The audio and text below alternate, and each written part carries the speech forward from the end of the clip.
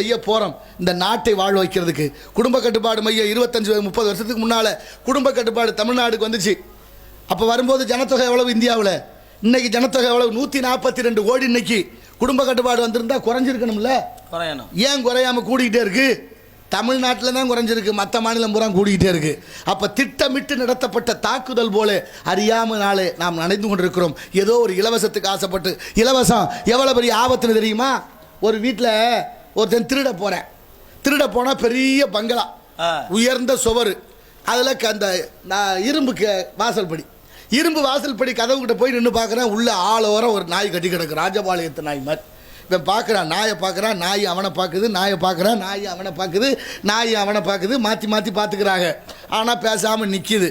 முடிவு பண்ணிட்டேன், வேற்று மனிதனை பார்த்தா நாய் நேரம் குலைச்சிருக்கணுமே, குறைக்கலை. அப்போ நல்ல நாயாகத்தான் இருக்கும் போல இருக்குன்னு கதவுல ஏறி அந்த பக்கமாக குதிச்சேன். இப்போவும் நாய் அவனை பார்க்குது, அவன் நாயை பார்க்குறான், 2 பேரும் பார்த்துக்கிறான், எந்த சத்தமும் இல்லை.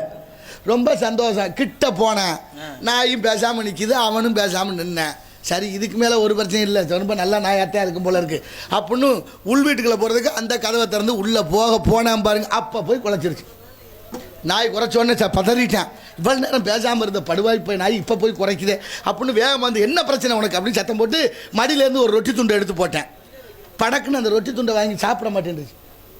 ரொட்டி துண்டை போட்டால் பாருங்க, அது சாப்பிடல. திங்க வேண்டியானு ஏன் கத்துறேன் அப்படின்னா, நாய் சொல்லுது, நான் இந்த வீட்டுக்கு சொந்தக்காரன் போல் ஏதோ வழி தெரியாமல் இருட்டுக்களை வந்துட்டேன். சரி, வந்தால் வரட்டும், இருக்கட்டும்னு நினச்சேன். எப்போ நீ எனக்கு ரொட்டி துண்டை போட்டியோ அப்போவே முடிவு பண்ணிட்டேன், நீ திருட வந்தவன், நீ சொந்தக்காரன் இல்லை.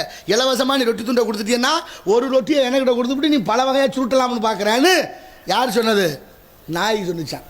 நாய்க்கு 5 அறிவு, நமக்கெல்லாம் 6 அறிவு இருக்குது. 1000 2000க்கு ஆசைப்பட்டு